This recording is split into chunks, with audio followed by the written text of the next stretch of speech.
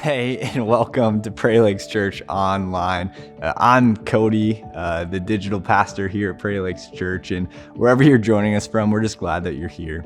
And right off the bat, we want you to know that we're a no-matter church. What that means is no matter who you are, where you've been, what you've done, or even what's been done to you, we believe God loves you. He does, and you can look for him here at Prairie Lakes Church with us. And if you are new or newer to PLC, I would love to connect with you. I'd love to just get to know you and hear your story. And if you let us know who you are, I also want to send you an Amazon gift card because we believe you matter to God and you matter to us. So if you take 30 seconds to fill out our welcome card, and you can get to that by texting PLC 797979 or clicking the link in the chat right now. Take 30 seconds and fill out that welcome card. I'll get that Amazon gift card sent to you today. And hey, one of the next steps that we take here at Prairie Lakes Church is serving purposefully. That is being generous with your time, being part of our mission by serving those who are part of our online campus or in your community. And one of the things I hear regularly from people who have taken that step is that Prairie Lakes Church started to feel like home when they jumped on a serving team. It was more than just somewhere they attended. It was a family. It was a community. So if you want to learn more about what it looks like to serve online, just practically what opportunities are available, I'd love to just connect with you and talk with you about that. And all you have to do is go to prairielakes.org/serve, and I'd love to connect with you. And another way that you can partner with us on our mission here at Prairie Lakes Church is by giving generously. And one of the reasons my wife and I give to Prairie Lakes Church is because we want a no-matter church. Whether it's joining online or at a physical campus, for our friends and family and coworkers and loved ones, for them to be able to go there, not having it all figured out, where they can walk into an authentic environment where they can look for God. And we want that for our loved ones. That is one of the reasons we support Prairie Lakes Church. So if you want to take that step, you can do so in two ways. And the first is by going to our website at prairielakes.org/give. If you want to support our online campus, you can select the online campus from the drop-down, or you can mail your gift to our central office with the address on the screen. And today is our last week of our Reach series, so we're going to hear from Pastor John. So let's get prepared for today's message.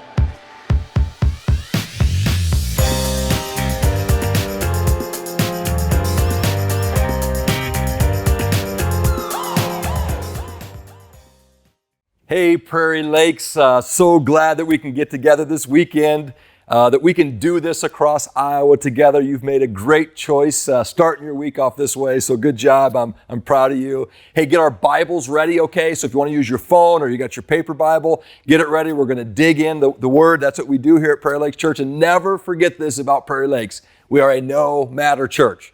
No matter who you are, where you've been, what you've done, or what's been done to you, God does love you. And anybody that says anything less than that, man, they are feeding you a line. So we're so glad you're here. Really good job. Hey, a couple of very quick highlights, just God things, okay? The first one is this.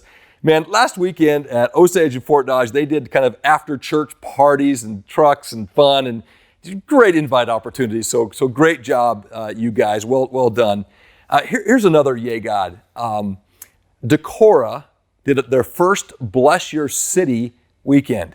And we had a group of people that got together from our Decorah campus and from our missions team, and they went up and they just blessed their city and helped with some park work. It does me great joy when I see that. So good job, Decorah. And hey, one more cool thing. This is great. This weekend right now, we have our worship team, some of our worship team from our Decorah campus, which by the way isn't meeting yet, but they're leading worship or helping lead worship at our New Hampton campus. So, that's the coolest thing ever. So we're just very grateful. God's doing a lot of great stuff. All right.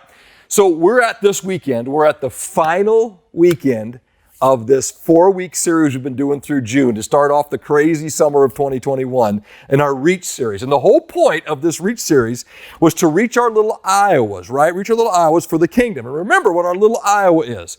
Little Iowa is where you live, work, and play. These are your friends, neighbors, co-workers, relatives, servers, right? Your regular contact people, the proximity people. It's the place where God has planted you as a God follower. That's where he's got you. So the whole point of this is let's reach our little Iowa. Let's go.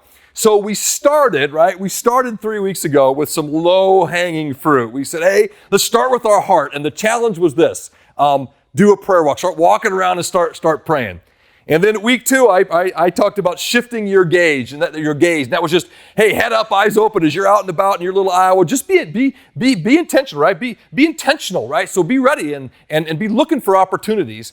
And last week, Pastor Jesse, he kind of said, hey, let's raise the bar. Let's reach for a little higher fruit this week. And we talked about getting below the surface and engaging in conversation in a different way. Okay, so this week we're going to go to another spot. We're going to reach for the higher fruit that for some of us, man, this is like a risky, scary one. But I'm telling you, the reward is only what God can do. So this week we're going to talk about make the invite. So we're going to notch it up just a little bit more. We're going to ask you to reach for the higher fruit. Okay, now.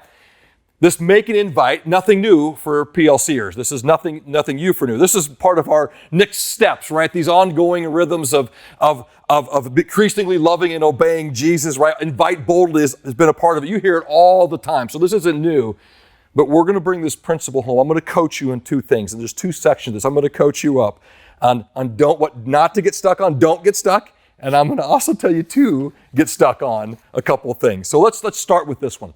When it comes to make the invite, don't get stuck on this excuse. But I'm not wired that way. Okay? So right now, listen, I know it. I'm not making fun of anybody. I'm not degrading anybody, but listen, this is an excuse that you can use to be disobedient to God when it comes to this area of making an invite.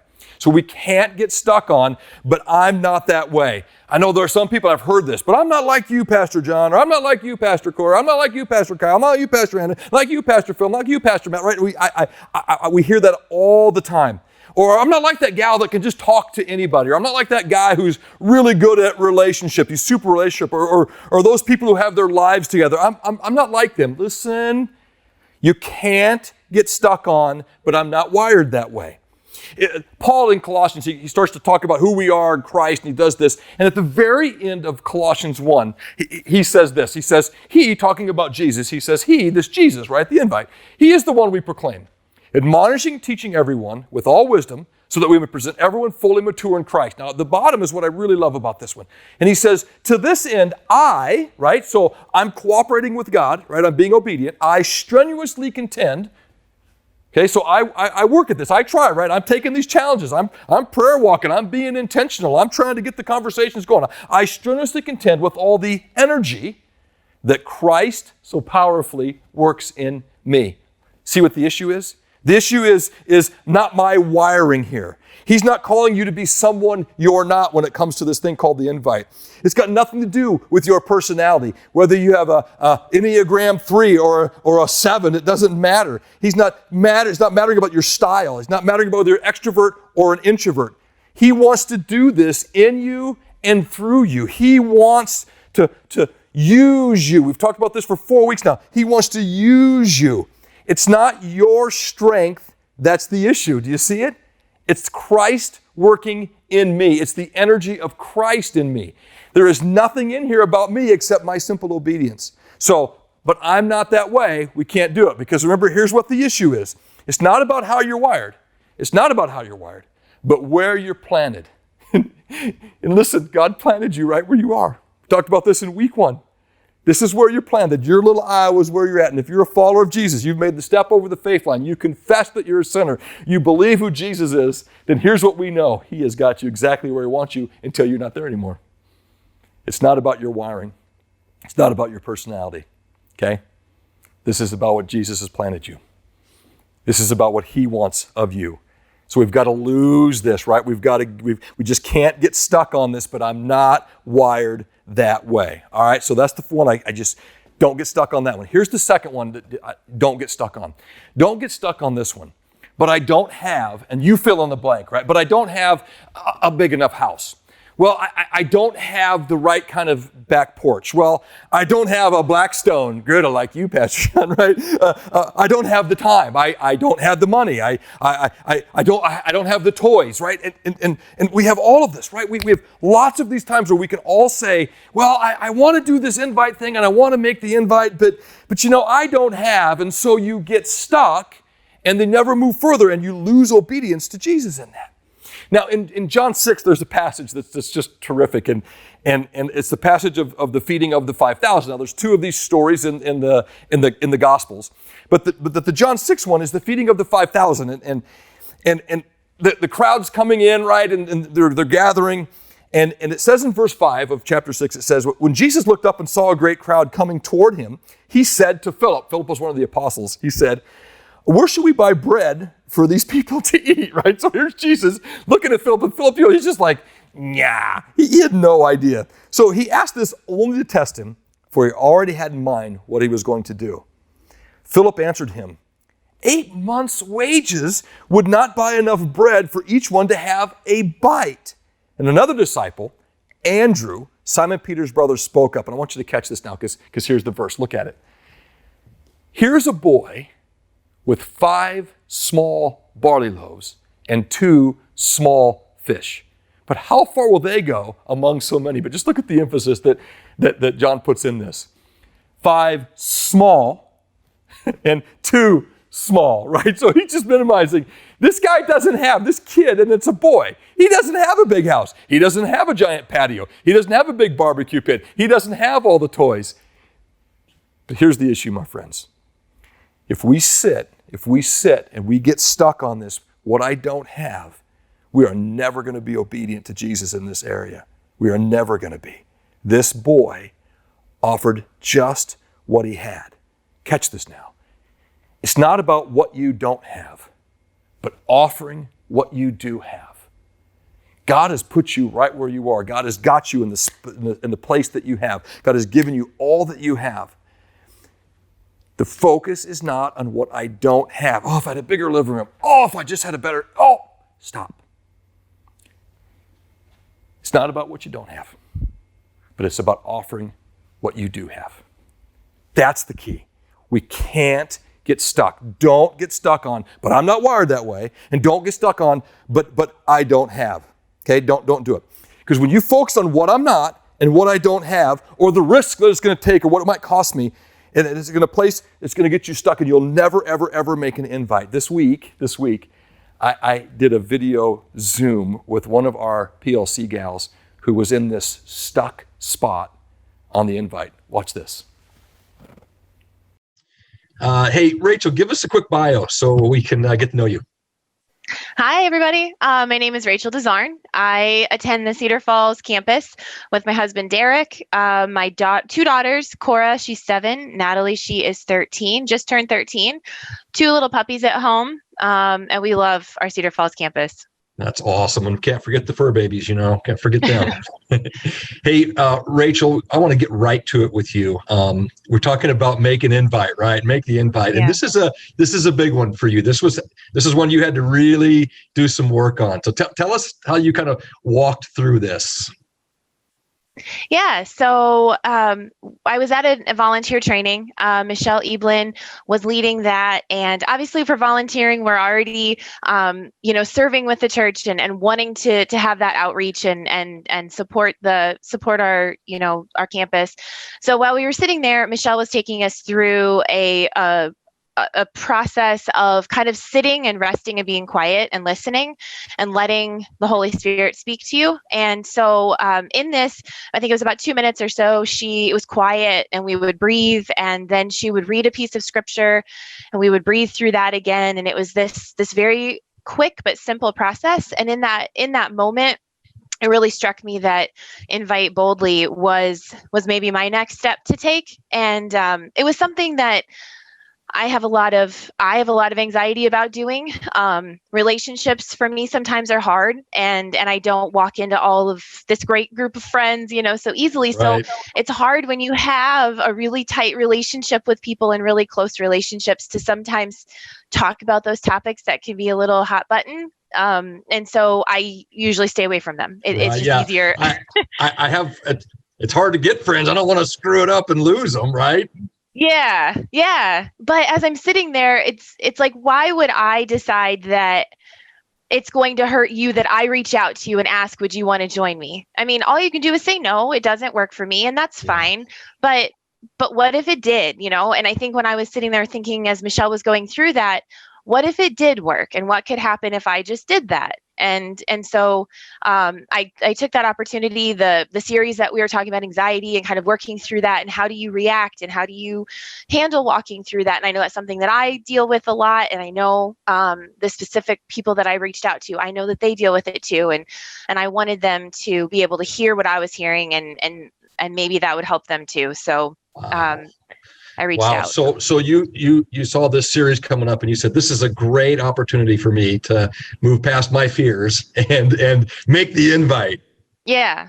Yeah. Okay, so you did it. What happened? They both said yes. All three said yes. They would love to come and join me. It was still during COVID, so we were still on the scheduling and reserving your spots. And it actually was fine. I just reached out and said, "Hey, I'm going to do reservation. Are you in?" They said, "Yeah." They jumped in, and they joined, and it was awesome. I mean, we went to brunch a time or two, and it filled me up that I can't decide for you what you would want, and I can't assume that you're going to react a certain way. I just have to know that that's something that I'm supposed to do and go do it. And I guess if I fall on my face, I do, but what if it works? That could be kind of cool. Yeah. What if, how great is it though? You had these fears, right? And you had to look at them and say, what's the worst that can happen? And I'm not going to decide for anybody. I'm going to be obedient in this area of invite. I'm going to be obedient, and we'll let God do the rest. Mm-hmm. That is awesome. Yeah. It was pretty cool. And when you were afraid, what were you most afraid of? What was the fear that just kept kind of rising up in you? That I think I would talk about religion. I would talk about Jesus, and they would say, "I'm out. Yeah. I'm done. Yeah. You're crossing too many lines. I don't believe that. I don't see it. I don't want it." So for you, it was really that this could be a threat to the relationship. Mm-hmm. Yep. Yeah. And you found out really just the opposite, right? Yeah, absolutely the opposite. Well, Rachel, I want to say on behalf of all the Prairie Lakes, thank you for being willing to share your story this weekend, but also thanks for showing us the way to just be obedient in this area. And I want you to know I'm really proud of you, and God's going to keep working on those three friends that you invited. So good job. Thank you. Thank you. Did you see her face turn when she made that turn of I can't be stuck on the risks, and her face just turned and she said, "This is what I need to do." So the question is, right? How do I be like a Rachel and kind of get past that and make the invite? So don't get stuck on those two things. But now here's where I want to take the turn now. Here's what I want you to get stuck on. So do get stuck on, okay? Do get stuck on. And here's the first one. Do get stuck on this, what Jesus wants for them. Now, listen, there's lots to be scared of. I know that's high fruit to grab, and there's risks, and right, we heard it from Rachel, right? We all know this, right? And some of us aren't making any invites at all because we're just stuck on what we have, what we don't have, or what we're not. Okay, we do. But if you can get stuck on what Jesus wants for them, if you can remove those fears and those risks and those don'ts, and if you can remove those, and you can get stuck into your mind and your heart and your spirit, what Jesus wants for them, the same thing he's done for you. It changes everything on the invite. It changes everything. So we want you to get stuck on what Jesus wants for them. Let's all turn to John 14, okay? John 14. So it's Matthew, Mark, Luke, John. And remember, John 14, 15, 16, and 17 are this longest discourse we have of Jesus. So in John 14, we just have some keys, and again, I'm going to just pick a couple things out of this section But these biblical principles are exactly this. It's just so clear. Here's what Jesus wants for them. And this is where I want us to get stuck. I want us to be stuck on these things. I want these things to just be stuck in our minds and our hearts. Okay, so everybody look at John 14, okay? So in John 14, Jesus, he starts it like this. Now this is, remember the context. This is the Last Supper is right. This is in the context of just after last Supper. It's just before he's going to get arrested, okay? And here's what happens. Jesus says to his disciples and to us through the word, don't let your hearts be troubled. Trust in God, trust also in me. And then he says this, and he points them, right? He just takes them out of this tense moment of the Last Supper and the upcoming impending crucifixion. And he takes them out of that and he says, in my Father's house are many rooms. If that were not so, I would have told you. I'm going there to prepare a place for you. And if I go and prepare a place for you, I will come back and take you to be with me, that you also may be where I am. Do you see what Jesus wants? This is what Jesus wants for all of us. The Bible tells us that God desires that all people would come to him. The Bible tells us that Jesus came to seek and save the lost. The Bible tells us that God so loved the world that he gave, right? So this is what Jesus wants for them. Jesus wants for them this assurance. There's this someday when you take your last breath on this earth, he's got a place for his followers in heaven, and your last breath here will be your first breath there. That's what Jesus wants for them. He wants you to live your life on this earth with your gaze fixed here, also knowing that when this one's done, my reward is set for me, because Jesus said it was. That's what he wants for them. That's what he wants.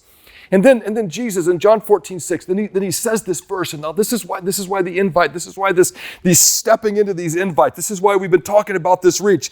This is why we pound this all the time at Prairie Lake Church, because John 14:6, what Jesus says next, is the tipping point of the entire Bible. This is one that all of us have to contend with. And so when Jesus says, I'm going to go there and I'll come back, take you to be with me. And then he says, you know the way to the place where I'm going. And then Thomas, right? Thomas, the disciple. And the phrase doubting Thomas comes from this Thomas, because later when Jesus rose from the grave, Thomas, he showed up to the disciples and Thomas wasn't there at that time. And they told Thomas, hey, Jesus is alive. And he goes, I'm not going to believe it until I can touch his hands and feel his side where they pierced him. And a little while later, Jesus shows up and says, Thomas, come here, buddy. And that's where we get the phrase doubting Thomas. Well, that Thomas right here asked this simple question. He says, Lord, we don't know where you're going, so how can we know the way? And Jesus answered, and here's 14:6, the tipping point of the Bible. Jesus answers, I am the way and the truth and the life. No one comes to the Father except through me. This is the whole point of Jesus.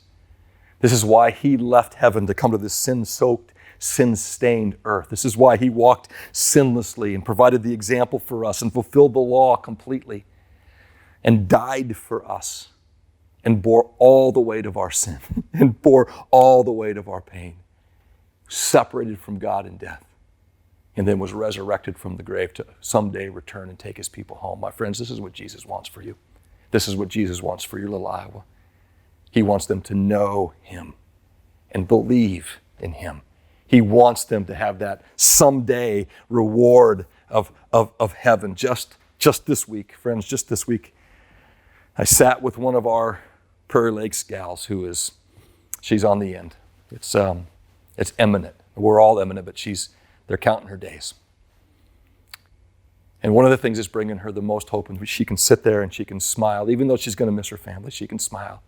And she can have joy in her life because she knows that this is what Jesus wants for her. This is where Jesus is going to take her, and he's got a place for her, and he's going to get her home. My friends, listen, I want this to get stuck in you. I want this to get stuck. What Jesus wants for them is to have a relationship with him.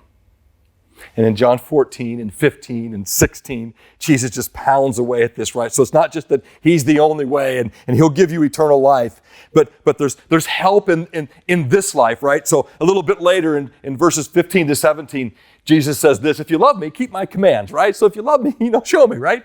And he says, and I'll ask the Father, and he'll give you another advocate to help you and be with you forever. That's what Jesus wants for you, right?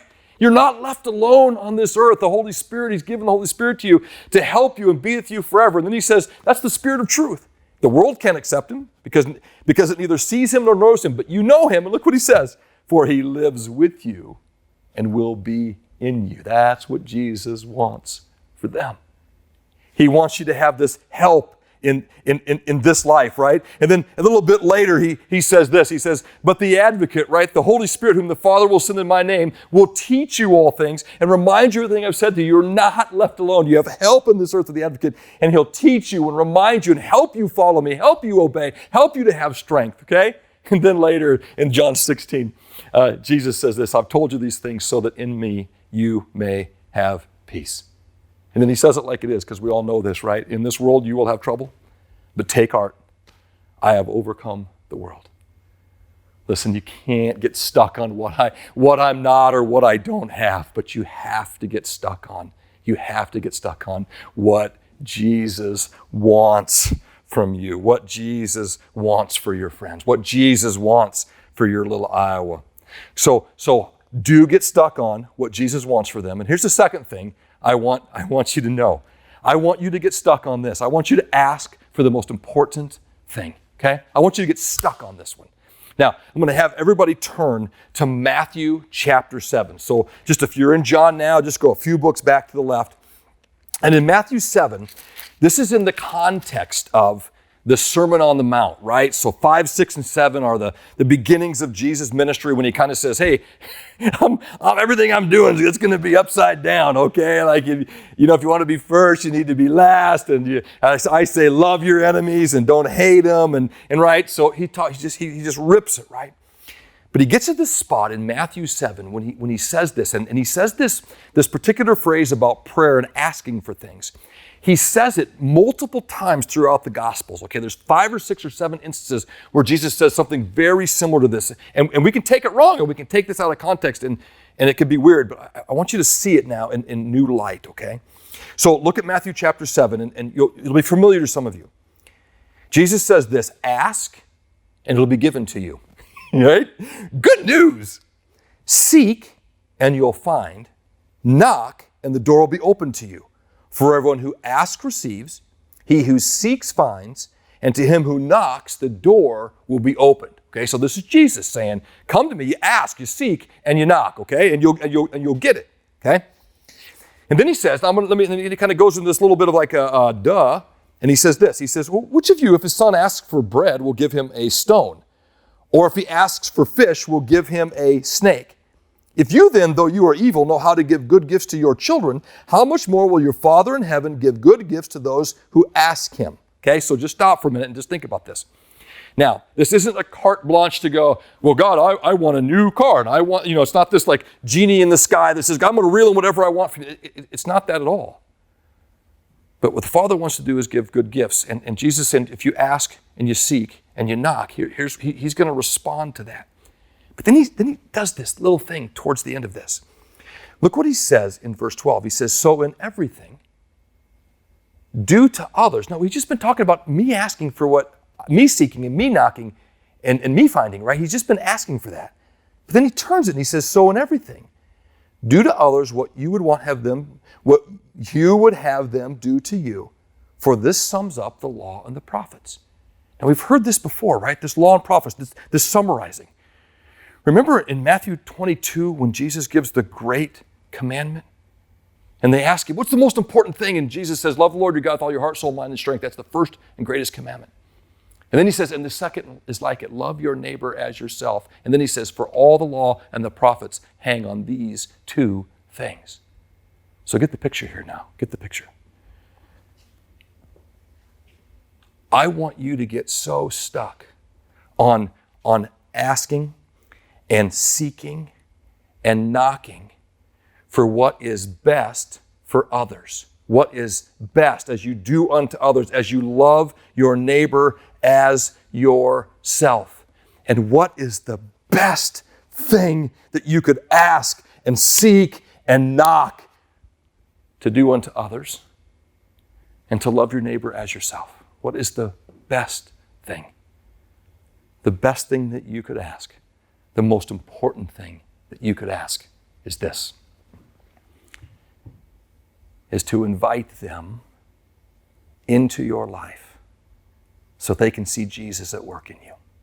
That's the most important thing that you can do. Now listen, that verse is not saying you shouldn't ask for health or ask for help. No, God, you can come to Jesus with anything. You can come to him anything. He's ready for you in any way, shape, and form. He is. But I want you to get stuck on asking for the most important things. The things that you would want someone to ask and seek on your behalf if you were disconnected from God.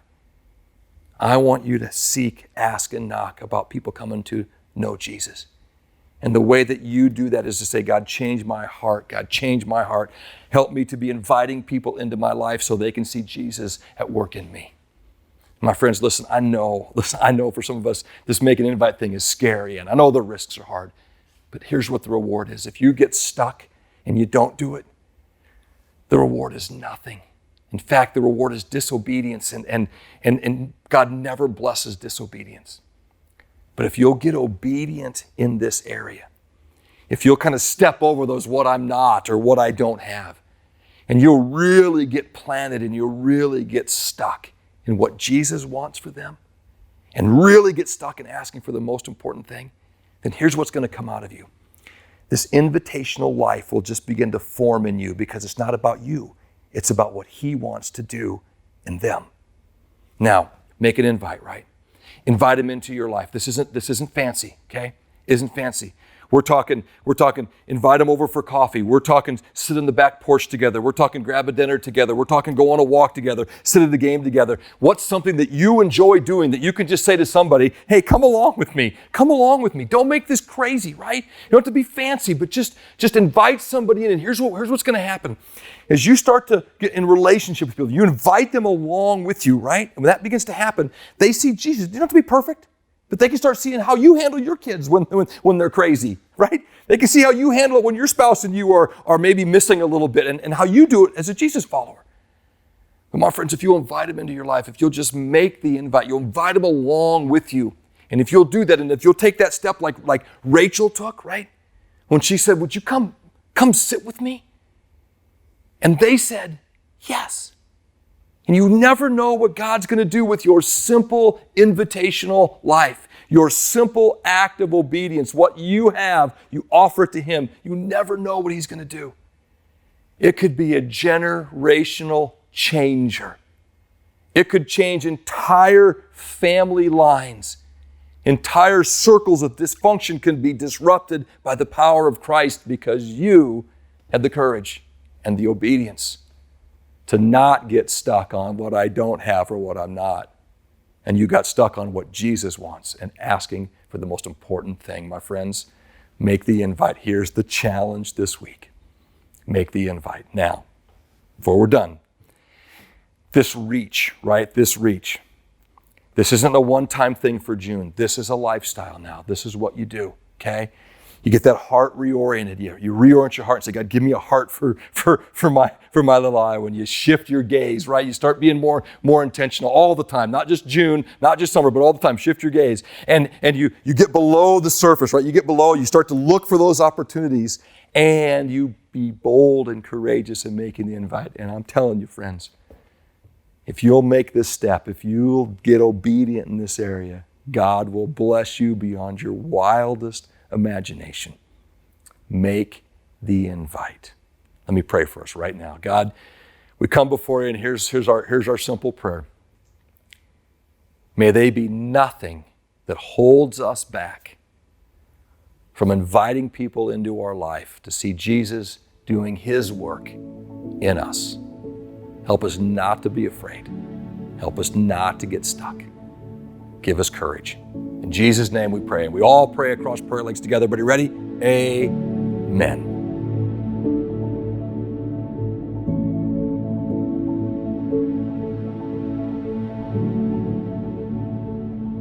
In the Great Commission, Jesus tells us to go take the good news of the gospel to all ends of the earth. And that includes your little Iowa.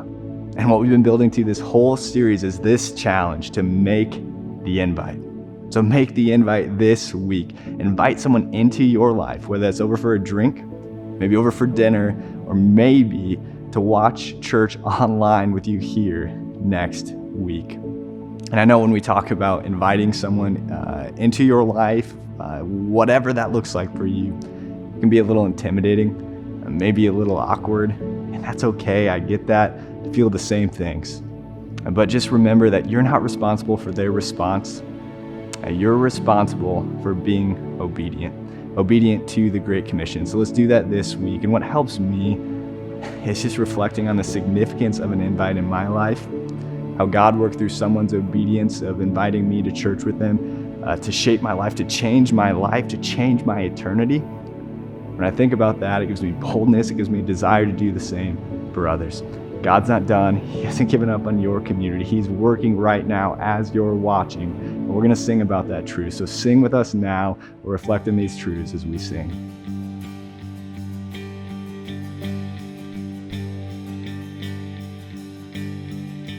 He is up to something. He is up to something. God is doing something right now. He is up to something. He is up to something. God is doing something right now. He is healing someone. He is saving someone. God is doing something right now. He is healing someone. He is saving someone.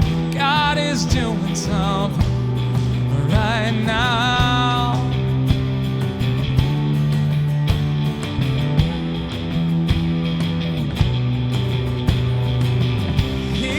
Moving mountains, making a way for someone. God is doing something right now. He is moving mountains, making a way for someone. God is doing something right now, right now. He is moving mountains, making a way for someone. God is doing something right now. He is moving mountains, making a way for someone. God is doing something. All of my hope is in the name of Jesus. And breakthrough will come in the name of Jesus.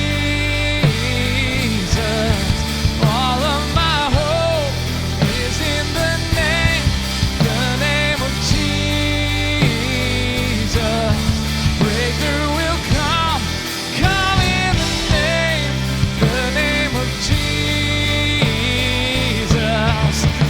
Oh, the overwhelming, never-ending, reckless love of God. Oh, it chases me down, fights till I'm found, leaves the 99. I couldn't earn it, I don't deserve it. Still you give yourself away. Oh, the overwhelming, never-ending, reckless love of God.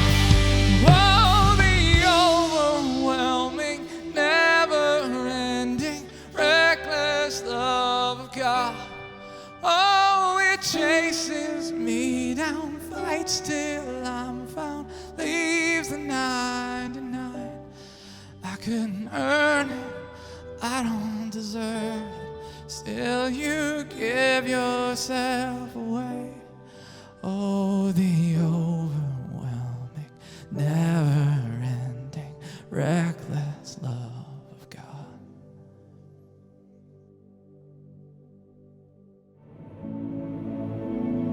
As we just sang, God is up to something. And let's join him in that by being invitational this week. So let's make the invite. And if you have questions on how to practically do that, send us a message. We'd love to answer that, be there for you. And also, if you have a cool story of how God's working through your invite, we'd love to hear it. We'd love to celebrate God's goodness with you.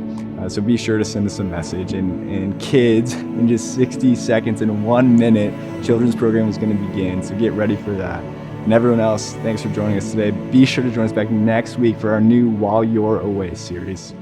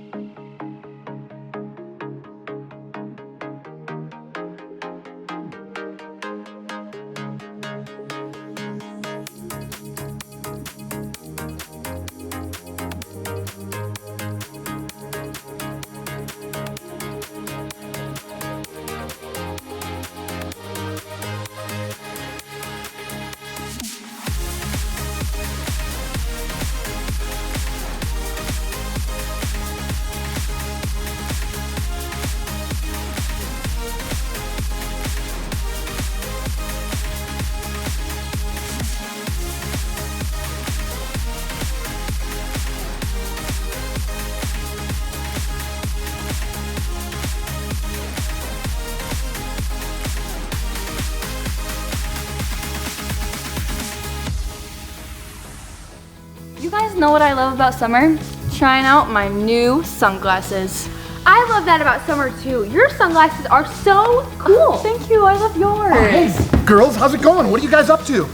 We were just telling the kids how much we love our sunglasses. No, wait, I have really cool sunglasses. I'm gonna go get them and I'll be right back. Oh goodness. I don't know what he's gonna come back with, but I guess we'll have to see. What do you think? Do I look really cool? The coolest. Brooke? Absolutely not. You know what? I love sunglasses, and if you have a pair, you should go put them on. And we're gonna jump into this week's videos, and we'll see you next time.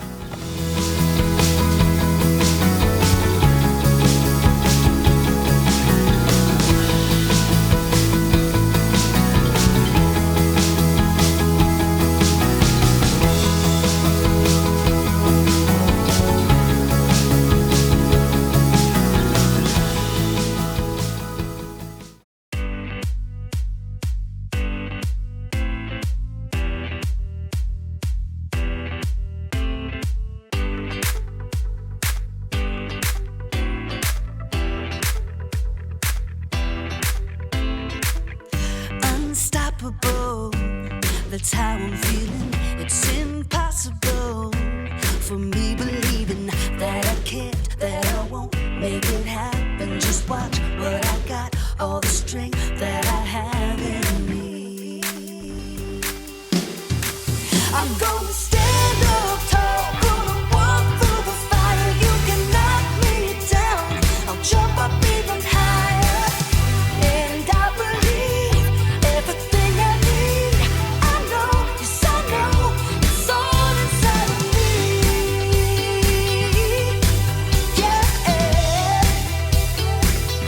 it's all inside of me.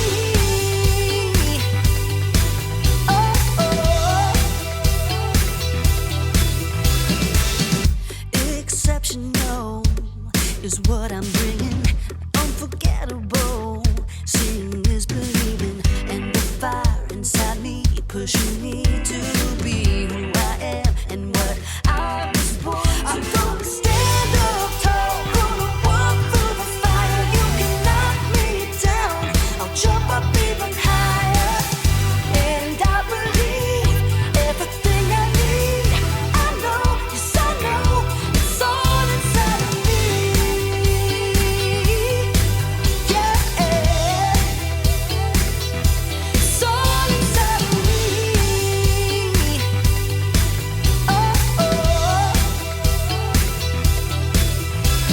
I won't hold back, throw away the doubt. Nothing can stop me now. I won't hold back, throw away the doubt. Nothing can stop me now. I'm gonna stand up tall, gonna walk through the fire. You can knock me down, I'll jump up even higher. And I believe everything I need. I know, yes I know, it's all inside of me. It's all inside of me. It's all inside of me. It's all inside of me. I believe it.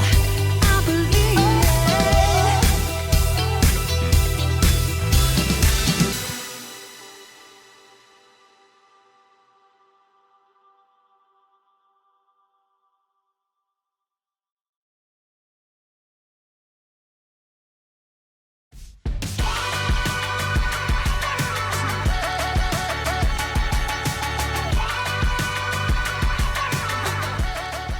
Good day, friends. I'm Graham. You ever had one of those days? You know, those days where it seems like nothing is going your way, when things seem impossible?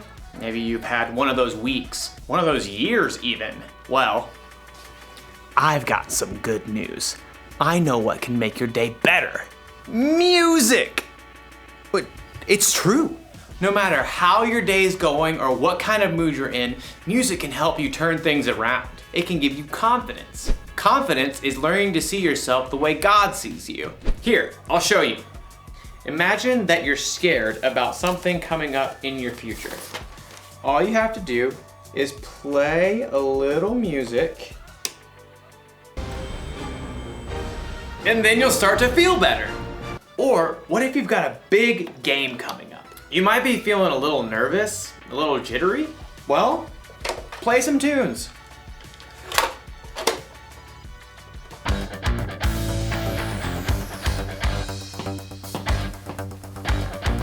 And you'll be ready for the game in no time! But what if you're just feeling low? You can sit in your room all day moping, or you can get up and get moving. You see, music can help, and there's so many different kinds of music to choose from. You'll have plenty of options when things seem impossible. Today's story will show us how God deals with the impossible. I think it might be impossible for me to move right now. I'll see you when I figure this out. The Bible. It's 66 books of history, stories, letters, and poetry that fit together to form God's one big story. The epic adventure of how He created us and loves us so much that He made a way to rescue us. As we travel through the Bible, from Genesis to Revelation, we discover people who met God and found their lives changed forever. Now, for an amazing story, inspired by the book of 1 Kings, chapter 18. Israel was ruled by many kings who didn't listen to God, but King Ahab was the very worst. He even built a temple to a false god. Everybody worship Baal. He is very great because, I don't know, he can make it rain and stuff. Woot! But the Lord sent a prophet named Elijah to deliver a message to King Ahab. As the Lord lives, there will be neither dew nor rain in the next few years, except at my word. You pipsqueak. Baal can make it rain. Also, off with your head. Elijah quickly departed the palace, and at the Lord's direction, he escaped and hid east of the Jordan River. For 3 years, there was no rain in Israel. Impossible. I won't allow it. Baal, make it rain this instant. Crops failed, rivers and brooks dried up. King Ahab was desperate. In fact, his wife Jezebel even hunted down most of the prophets of God that were left in Israel. Off with their heads. But through it all, God provided food and water for Elijah. In the 3rd year of the drought, God spoke to Elijah again. Go, speak to Ahab. Then I will send rain on the land. You do realize he wants to kill me. Okay, here goes. As Elijah traveled to the palace, he met King Ahab on the road. Is that you, you troubler of Israel? I haven't made trouble for Israel. You have. Yeah, well, I'm rubber your glue. Whatever you say bounces off me and sticks to you. You've abandoned the Lord and followed Baal. What else? He's more popular. You want a showdown? Fine. Gather all the people and meet me on Mount Carmel. Oh, and bring all the prophets of Baal. Oh, you're on. King Ahab sent a message throughout the land, and the Israelites gathered on Mount Carmel, along with 450 of the prophets of Baal. How long will you go back and forth between two opinions? If the Lord is God, follow him. But if Baal's God, follow him. I'm the only prophet of the Lord left, but Baal has 450 prophets. Hey, get 2 bulls for us. Let Baal's prophets prepare one of the bulls and place it on an altar to Baal, but not light it. I'll put the other bull on an altar to the Lord. The God who answers by fire, well, he is God. What you say is good. The prophets of Baal prepared a bull as a sacrifice and placed it on the altar to Baal. Baal, this is for you. Light this bull on fire. Hey, Baal, answer us. From morning until noon, the prophets of Baal danced around the altar, calling on their false god. Hey, shout louder. Maybe he's asleep or on a trip. The prophets of Baal danced harder and shouted louder all through the afternoon, but there was still no answer. At last, Elijah stood up. Enough!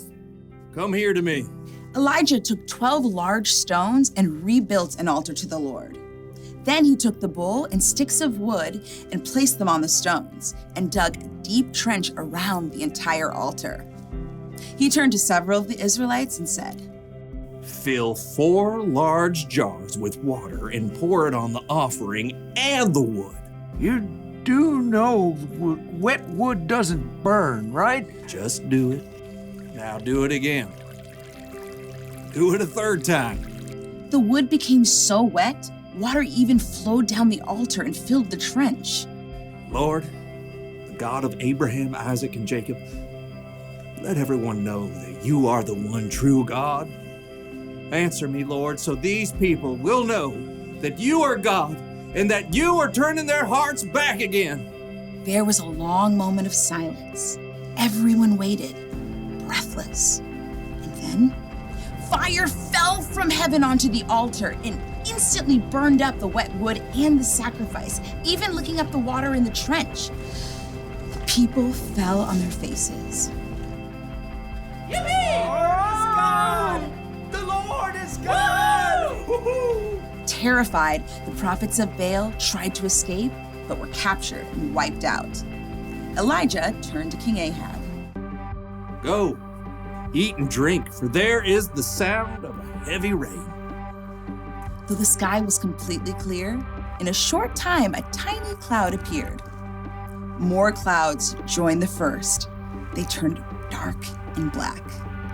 The wind rose, and fat drops of rain splattered onto the dry earth for the first time in 3 years.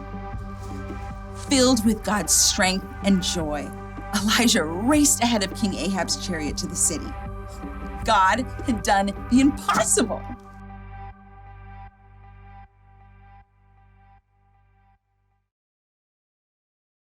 Music can help when you need a boost, but if you really want to know how to deal with the impossible, you should read the Bible. The things that seem impossible to us are totally possible for God. Listen, God sent fire down from heaven. He parted the Red Sea. He made the sun stand still. Jesus walked on water. He calmed a storm just by telling it to be quiet. He came back from the dead. Oh, and God created the earth, the sky, and the entire universe from nothing. God can do anything. Do you know what that means? It means that when you're having one of those days, or weeks, or months, or years, where things seem impossible, you can trust that God is still with you and that He's still in control. He can make your impossible seem small. Can you believe all that music fits onto this little thing? Doesn't seem possible. Here's the one thing to remember today. God can do the impossible, and music can inspire us along the way.